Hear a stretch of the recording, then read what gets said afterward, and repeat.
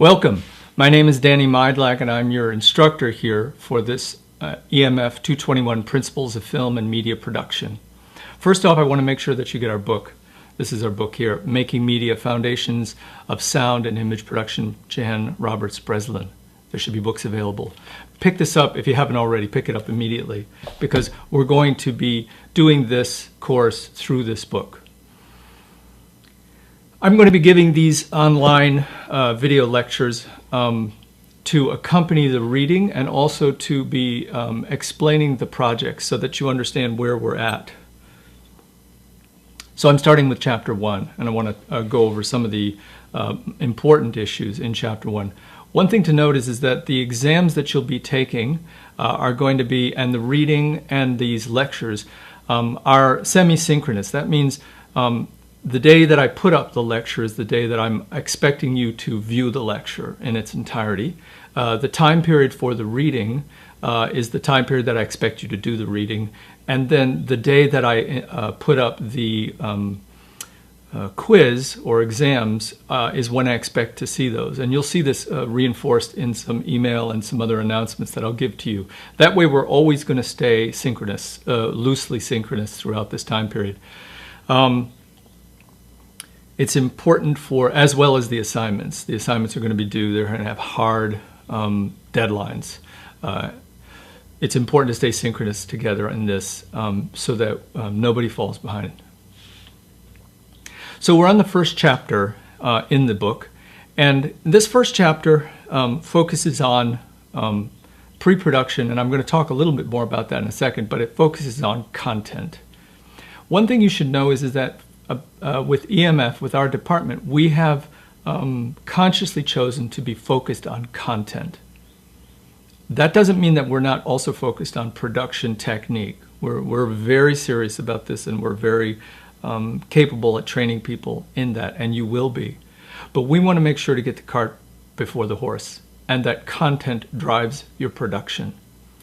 So we're not simply a vocational training for video assistants and so on, but we're actually interested in a rigorous, comprehensive training for the media creator. When we talk about content, which seems a very formal term, what we're really very simply talking about are just a few things. They all boil down to kind of one thing, but we can give them different names.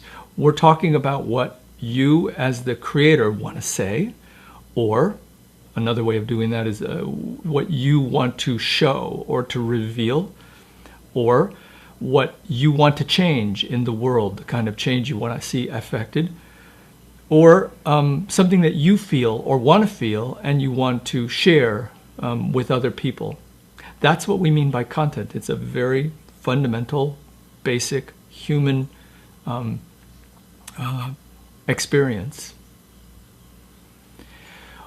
A term that you're going to hear us use often throughout your time in the department, and certainly on this in this course, is referring to the story. And we are definitely using sort of air quotes here at times, meaning we use the term story specifically and we use it very generally. Now I want to talk about the general use of this idea of the story. The story can be applied to lots of things. So there is not just the story of the fiction film or the story occurring within a particular scene between two people or a drama. We're also talking about, we can talk about what's the story of a piece of information or the story that we're trying to convey conceptually. Even stories that take place within 30 seconds, 15 seconds. So we're talking about how we grab people, how we pull them in, how we hold them, and then how we let them go.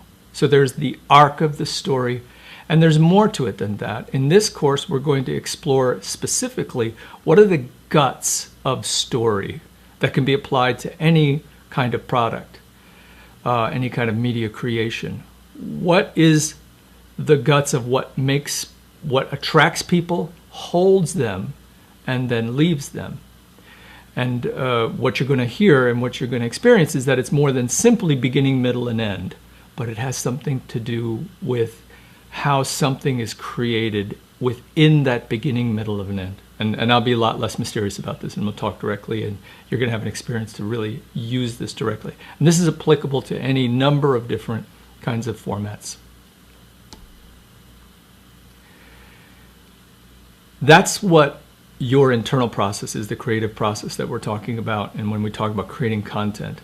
What also influences how we create content is knowing what audiences want, or knowing what your specific audience wants. So knowing what audience wants, knowing what audiences want, is a basic understanding of how people's attention works in audio and visual media, how people's attention works over time, and how people's emotions and cognitive constructions are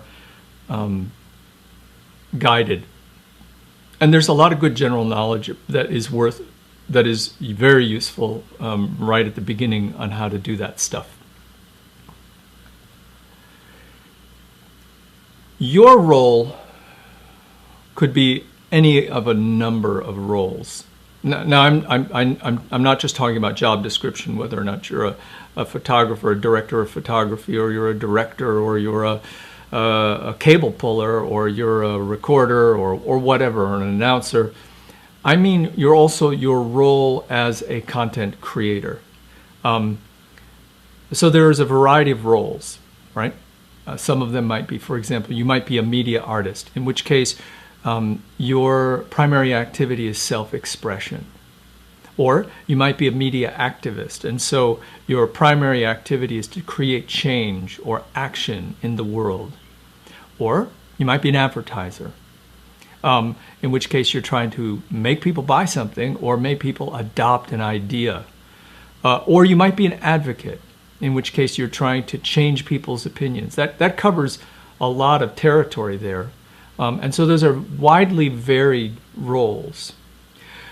But the idea of story and the principles of how audiences work and the basic production process and pre-production process has some deep similarities, and that's what we cover.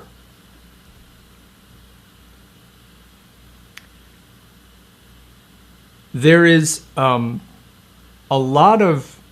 there are a lot of choices for how you create and how you release and present media nowadays. There's a wide variety of outlets and a wide variety of production techniques and approaches and so on. It's important for you to begin to separate out the terminology for this. So when we talk about types of programming, for example, we're talking about the forms and formats that people understand generally, usually, for media products. So a sitcom is a type of programming. A news hour is a type of programming. A feature documentary is a type of programming. Okay, so that's types of programming. There's also methods of production. And methods of production, as you can imagine, there are big budget, multi-camera studio shoots. There are single person, cheap camera, low definition video run and guns. There are live audio concerts. These are methods of production. And third, there are means of distribution. So means of distribution, one could release or present their videos or products in a YouTube video, or it could be a live radio simulcast, and so on and so forth. It could be a big budget television primetime network production. Now, what you can probably see and imagine is that these three different things, types of programming, methods of production, means of distribution, are not so simple, because you don't simply match a certain kind of production with a certain kind of programming, a certain kind of distribution. Things are not that conventional anymore. They are in some ways, but there's a lot of overlap. One can produce low budget, cheap video camera, single person shooter video, and it shows up in a big budget television reality TV programming. So you can imagine there's a lot of mixing and matching of these three categories. Also, basic sort of terminology is to understand three big sort of general groupings, whether something is fiction, and fiction refers to stuff that's made up usually by a writer, a script writer, or a group of script writers. There's nonfiction, which is denotes that the material is acquired from reality, so it's reality driven and reality based. And then there's non-narrative, and non-narrative is a kind of catch-all term for those things that are not story-like, and I'm using the little word story rather than big story, but they're not story-like in nature or not linear so necessarily. So they may be a musical production, or it may be a sports cast or whatever.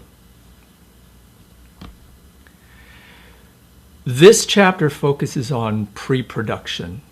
Now, this is a very conventional approach and understanding of the production process. And even this has some increasing variation nowadays because things start to spill over into each other. But it's good to understand the clear sort of steps here. So pre-production obviously happens before production, and that happens before post-production.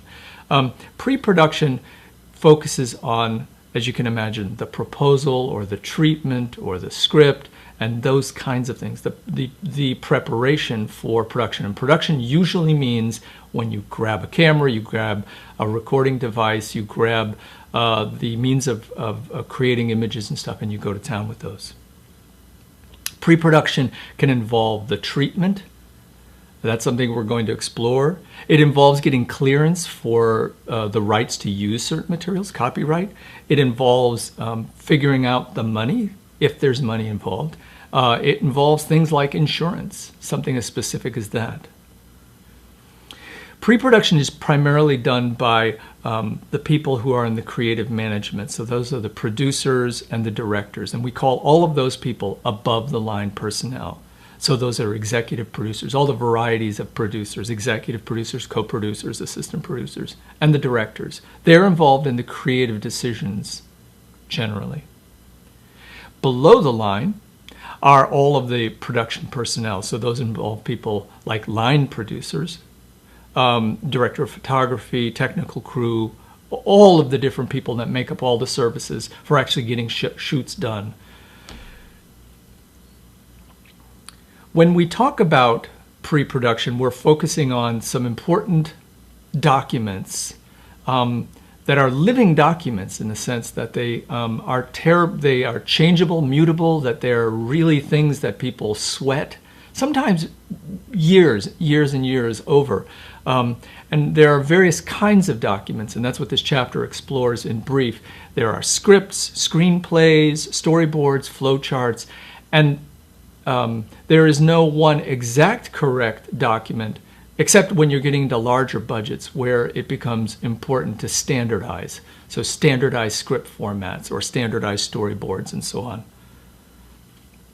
Important to know that it's not trivial, these issues about copyright. We're going to talk a little bit about that in production. Just to note that in your time here, you will even see issues will come up over using appropriated material by other artists, things that have been already copyrighted. And we'll give you some guidance, try and give you some guidance about how to do that. So this is chapter 1. This covers that first reading. Do the reading. Look at it in detail. Really understand what you're reading. Thanks for tuning in.